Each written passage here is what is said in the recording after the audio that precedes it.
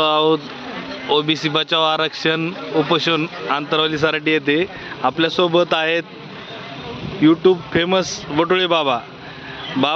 आता मनोज जरांगे यांनी नवीन मागणी केली आहे की हैदराबाद गॅझेट लागू करा, बॉम्बे गॅझेट लागू करा आणि घेणार तर ओबीसी मधूनच आरक्षण घेणार, नाही तर या सरकारला मी माझा दणका दाखवणार, असं त्यांची भाषा आहे. तर याबद्दल तुमचं मत काय?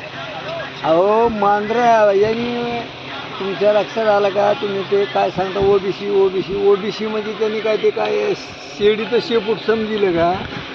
ओबीसी एक वाघाची पिल्लं आहे आणि हे वाघाचे पिल्लं उंदराच्या पिल्ल्याला कुठं हात घुसून देत नसते, एवढं पक्क आहे.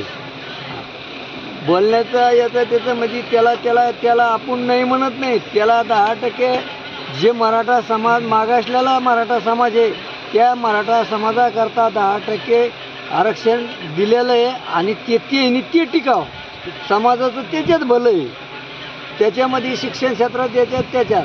आणि हे जरांगेची हे पिल्लू, तर हे पिल्लू म्हणजे काही कामाचं नाही. हे समाजाच्या अजून लक्ष द्यायला की ते हे व्हायला लागलं आहे. जी गोष्ट घडायला लागली ती समाजाकरता काही करीत नाही. त्याचं राजकीय क्षेत्र चालू आहे, त्याला कुठून तरी पुरवठा होतो उरली तिली रातीमध्ये त्या रगीच्या आतून, आणि त्या रगीच्या आतून खाल्लं पेलं म्हणजे रगत वाढत आहे. त्याचं दुसरं काही चाललेलं नाही.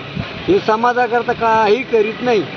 जरांगे ह्यो समाजाचा माणूस नाहीच, मराठा समाजाकरता नाही, स्वतःच्या प्रसिद्धीकरता हे जी काही लोक लढत आहेत आणि स्वतःचं नुसतं नाव करण्याकरता आहे, समाजाकरता नाही. यायला पुढं तुम्हाला सांगतो जिथं काही ठिकाणी कोणी पुढं उभा राहिलेलं आहे, पुढं काही झालेलं आहे, यायला 5-5, 4-4 हजार मतदान घेता नाही आलेलं आहे. आणि हे काय समाज सांभाळणार आहे? हां होय, समाजाला हे काय सांभाळते?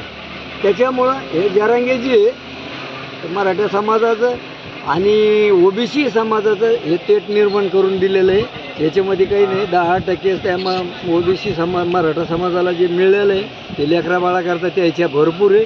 आणि त्याच समाजाने विचार करा की बाबा ओबीसी समाज बिचारा काय त्याला जे आहे ते आपल्याला आम्ही जे लढतो तर आम्ही फक्त आमच्या याच्यावर लढतो, ते आमचं रावत आम्हाला, आम्ही शिल्लक मागत नाही. आमचं जे दिलेलं आहे यांनी बाबासाहेब आंबेडकरांनी संविधानिक त्याच्याकरता आम्ही लढतो. आम्ही काही शिल्लक लढत नाहीत आणि आम्हाला शिल्लक नको आहे.